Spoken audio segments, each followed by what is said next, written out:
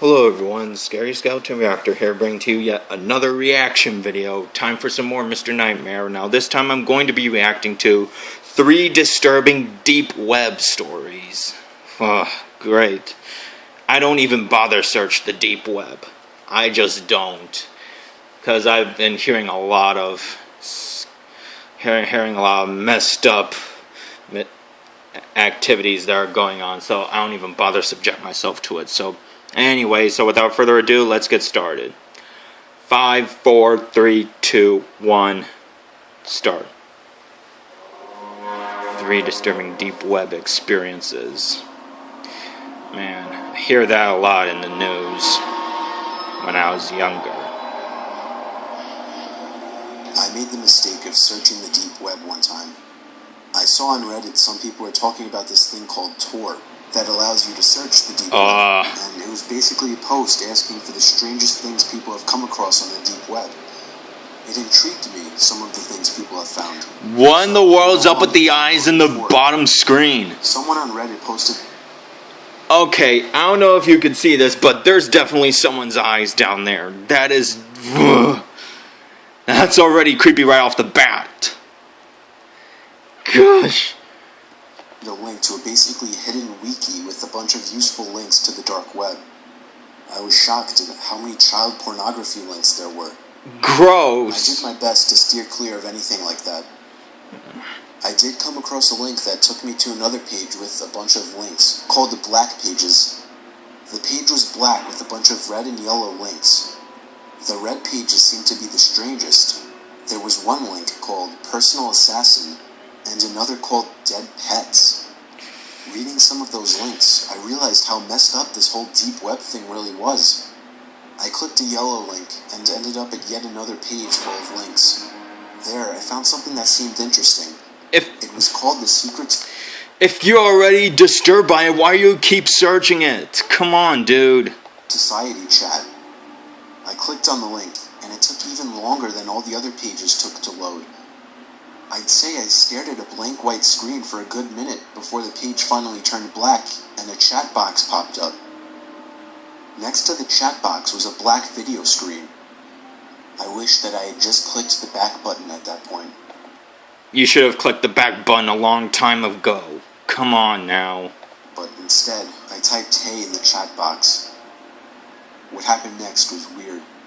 Someone wearing a mask sitting in a dark room popped up on the screen. I felt like my heart stopped when I saw my face pop up on the screen as well.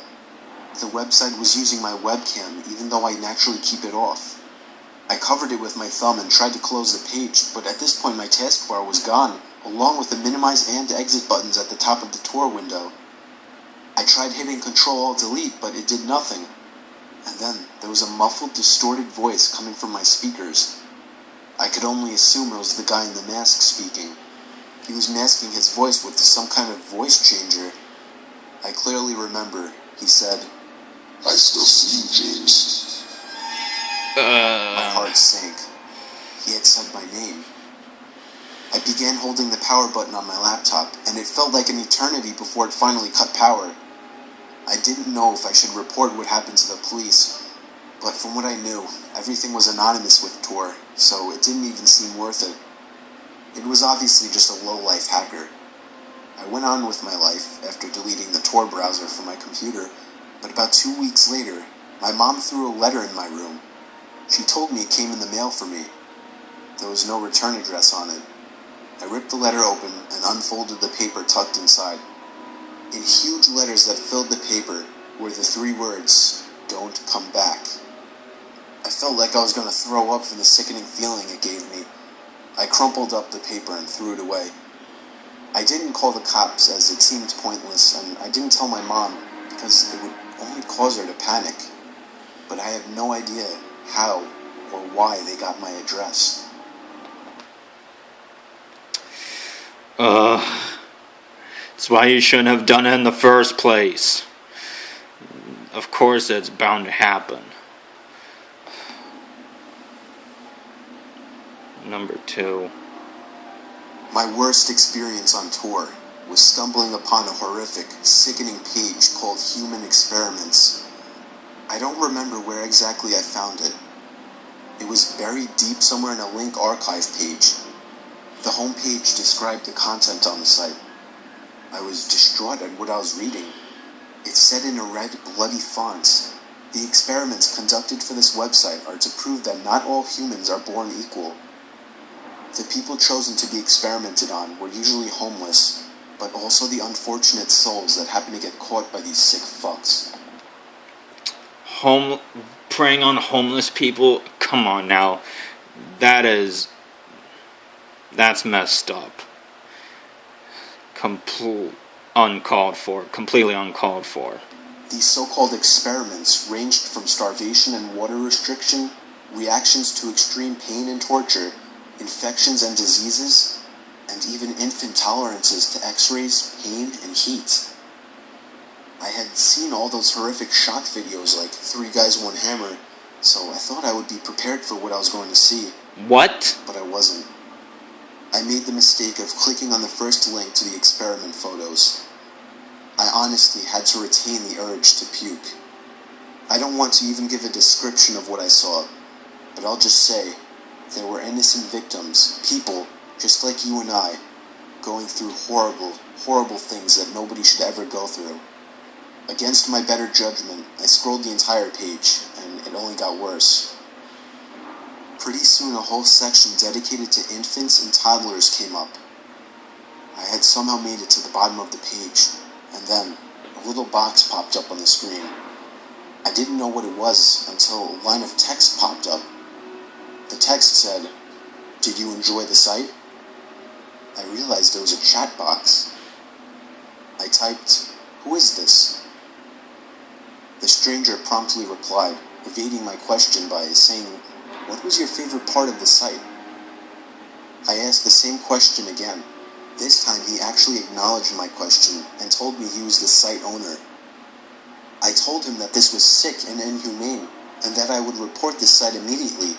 That was my biggest mistake, telling him that, because after a short pause, he finally said, "I see your name is Michael, and you live in Massachusetts."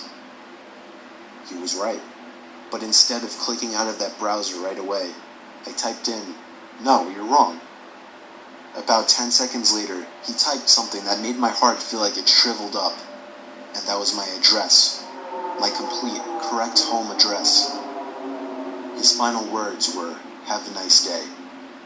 I closed the browser and slammed my laptop shut. I called the police first thing before even telling my parents. When the cops got to our house, I explained everything to everyone at once.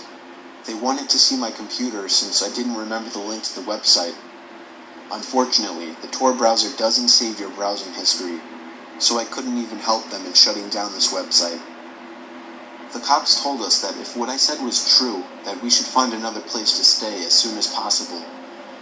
Thankfully, this was around the time that we were looking to move away anyway. I couldn't believe how fast my parents were able to sell the house and find another. I apologized to them every day for a month after this happened. I hated to have to make them go through this all. I liked to think the guy in the chat was just bluffing, but I couldn't take the chance. I don't think anybody should ever look into the deep web, as there is no good to come of it. Nothing good comes out of deep web, so I've heard when I was younger, and just it stuck with me since. So, shouldn't even do this at all. It's not even worth it. At least you did involve the police, and you did move. There used to be a website on the dark web called the Silk Road. It was an underground illegal drug marketplace. I had heard about it through friends that had used it. Our weed dealer was moving out of state, and he was our only connection. So my friends started using this website and claimed that it was legit. The timing couldn't be better to score some pot, since my parents were in Atlantic City for the weekend. I downloaded the Tor browser and checked it out. The biggest seller on the site was cannabis, of course. I left a comment on one of the newer listings asking for anybody to tell me if the listing was legit. I came back to the site about an hour later, and I had one new message. It was from a user named Illy B. He saw my comment and offered to sell me an ounce for a really low price, but he only does local. I've done local deals before, and I've never really had a problem with them, so I told him that I was in Washington. Turned out, he lived only about an hour away from me. I suggested we meet halfway, but shockingly, he said he would just meet me in my hometown. I couldn't turn down that offer. Why even bother doing the first place? Come on now. Drugs are bad, by the way. Kids don't do drugs. He said he would be over after work, around 9 o'clock. I told him to meet me in the Wendy's parking lot. He asked me a bunch of weird questions like my address, who I live with. I definitely didn't want to give my address to a pot dealer, and I lied and told him I lived alone. A little bit later, he texted me telling me he found a much better place to do the deal. It was behind an old closed-down retail store at the edge of town. My sketchiness alarm was going off, but I was so desperate to get that grass. I knew exactly where that building was, so I drove over and got there within 5 minutes. I parked the car behind the This pothead syndrome. Come on. building, but couldn't see anyone else there. Then I got a text saying he was on his way. That made no sense, because if he lived an hour away, how would he know of this place? He's lying to you. I sat there for like 20 minutes trying to get another response from him, but he never answered. I decided to just give it up. I had a feeling something sketchy was going on, and that I should just leave while I still could. Of course. It took me 10 minutes to get back home. My front door was open. I knew I had shut it, so I was worried that my parents had gotten home early. I parked my car in the driveway since my dad didn't take it, and went back inside. The light upstairs in my parents' bedroom was on, and I heard some kind of shuffling noise. I shouted Mom and Dad, and the noises stopped. The door to the room slammed shut, and I knew something was wrong. My dad's car wasn't even in sight, and now he's not answering. Oh no. It took me long enough to realize that whoever was in there wasn't either one of my parents. Since I'm a straight-up idiot, I grabbed a carving knife from the kitchen and charged upstairs to my parents' room. I practically almost broke down the door after slamming it open. I didn't see anyone, but I right away picked up on the fact that my mom's jewelry case was opened. I grabbed the phone in my parents' room and called 911, but something grabbed me from under the bed. I used the knife in my hand to stab their arm, and the man under the bed began to scream in agony. Since it was a corded phone, I couldn't leave the room with it. All I had time to tell the police was that someone broke into my house, and then gave them my address. The man crawled out from under the bed with the knife still in his arm.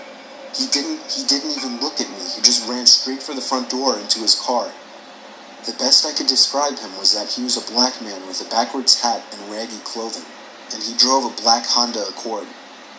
Of course, I couldn't tell the police much. I couldn't bring up the website, as it was illegal to use it. All I could do was describe him to the best of my ability. So he's still out there home free. I can only guess he got my address by hacking me somehow. Thanks for watching. Careful on the deep web.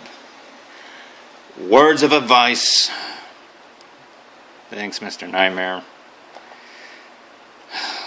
Well, anyways, that was 3 disturbing deep web stories. Man. This is why I don't even bother going the deep web. I've always heard stories, particularly while I was in high school and when I was younger. I hear a lot of... It's not worth it. It's just terrifying. Anyways, thank you guys so much for watching. You know the drill. Please like, please subscribe. If you guys have requests, comment down below. See you guys in my next reaction. Peace.